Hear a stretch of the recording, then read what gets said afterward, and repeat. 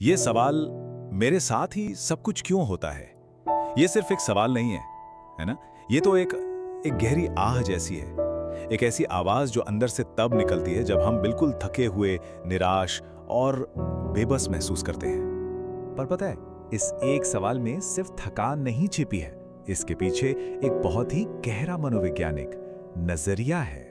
बात असल में ये नहीं है कि हमारे साथ क्या होता है। बात यह है कि हम अपनी कहानी को देखते कैसे हैं और सुनाते कैसे हैं। तो देखिए, सबसे पहले एक बहुत ही बुनियादी फर्क समझना जरूरी है। एक होता है पीड़ित होना और दूसरा है पीड़ित मानसिकता रखना। पीड़ित होना एक घटना है, मान लीजिए कोई हादसा हो गया, ये एक बाहरी चीज है जो आपके साथ हुई।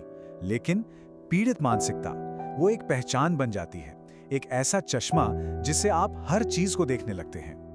तो चलिए इसी बात को थोड़ा और गहराई से समझते हैं। आखिर कैसे एक अस्थायी हालत एक परमानेंट पहचान बन जाती है? ये कोई पल दो पल का एहसास नहीं है। पीड़ित होने की जो पहचान है ना, वो एक तरह की दिमागी स्क्रिप्ट बन जाती है। एक कहानी जो इतनी पक्की हो जाती है कि इंसान उसे अपने मन में बार बार दोहराता है, और उस कहानी का विक्टिम हमेशा वो खुद ही होता है। तो ये जो अंदरूनी कहानी है, ये टिकी किस पर है? चलिए देखते हैं इसके 3 मजबूत पिलर्स या कह लीजिए स्तंभ क्या है। पहला स्तंभ है मॉरल सुपीरियॉरिटी, मतलब नैतिक रूप से खुद को बड़ा समझना। ये एक ऐसी सोच है कि मैंने ज्यादा दुख झेले हैं, इसलिए मैं मॉरली दूसरों से बेहतर हूं, और क्योंकि मैंने इतना सहा है तो मुझे खास हमदर्दी और थोड़ी छूट तो मिलनी ही चाहिए। दूसरा स्तंभ है सहानुभूति की कमी। होता यह है कि इंसान अपने ही दर्द में इतना डूब जाता है कि उसे किसी और का दर्द नजर ही नहीं आता। ऐसा लगता है जैसे दुनिया का सारा दुख बस उसी के हिस्से में आया है। और तीसरा है लगातार पुरानी बातों को सोचते रहना। मतलब जो दर्दनाक घटनाएं थीं, उन्हें मन में एक लूप पर चलाना बार बार। और जब आप अतीत को बार बार जीते हैं तो आज की जो बेबसी वाली फीलिंग है वो और भी ज्यादा पक्की होती जाती है। ठीक है, पर अब एक बड़ा सवाल आता है, आखिर इस पूरी सोच को, इस पूरी मानसिकता को चलाता कौन है? वो कौन सा छिपा हुआ इंजन है जो इसे ताकत देता है? मनोविज्ञान में एक बहुत ही दिलचस्प कॉन्सेप्ट है लोकस ऑफ कंट्रोल। आसान भाषा में इसका मतलब बस ये है कि हमें क्या लगता है, हमारी जिंदगी का कंट्रोल हमारे अपने हाथ में है या फिर बाहरी चीजों के, जैसे किस्मत या दूसरे लोग। इसको ऐसे देखिए, 2 तरह के लोग हैं। एक, जिन्हें लगता है मैं अपनी जिंदगी की कहानी खुद लिखता हूं, ये हुआ इंटरनल लोकस ऑफ कंट्रोल। और दूसरे, जिन्हें लगता है मेरी जिंदगी में जो हो रहा है वो तो बस हो रहा है, मैं तो बस एक किरदार हूं, ये है एक्सटर्नल लोकस ऑफ कंट्रोल। और बस यहीं पर सारी बात आकर जुड़ जाती है। जो विक्टिम मेंटालिटी है वो पूरी तरह से एक्सटर्नल लोकस ऑफ कंट्रोल पर ही टिकी है। ये मानना कि मैं तो बेबस हूं, सारी ताकत तो बाहर है। और जानते हैं, ये एक ऐसी जेल है जिसे इंसान अनजाने में अपने चारों ओर खुद ही बना लेता है। तो सवाल वही है, आखिर इतनी मजबूत और खुद को ही नुकसान पहुंचाने वाली सोच आती कहां से है? इसकी जड़ें कहां हैं? अक्सर इसकी जड़ें हमारे अतीत में होती हैं।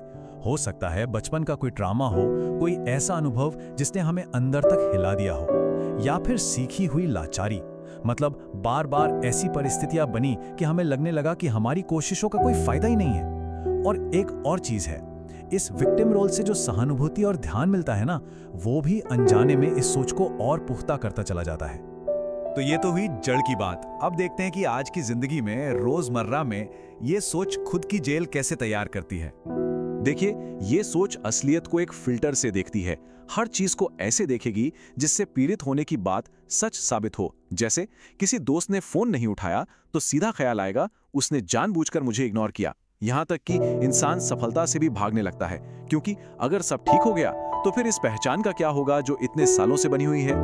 ये कभी ना खत्म होने वाला चक्र बन जाता है, एक ऐसा घेरा जिसमें इंसान फंस जाता है।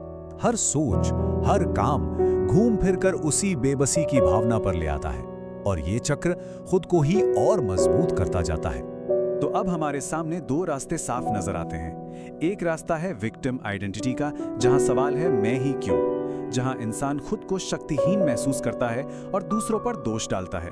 और दूसरा रास्ता है एजेंसी आइडेंटिटी का, जहां सवाल बदल जाता है, अब क्या? यहां इंसान जिम्मेदारी लेता है और आगे बढ़ने का इरादा रखता है। पहचान चोट में नहीं बल्कि ग्रोथ में बनती है। तो यहाँ से आगे का रास्ता वो किसी पर इल्जाम लगाने का नहीं है, वो तो अपने नजरिए में एक बहुत ही शांत पर बहुत गहरा बदलाव लाने का है।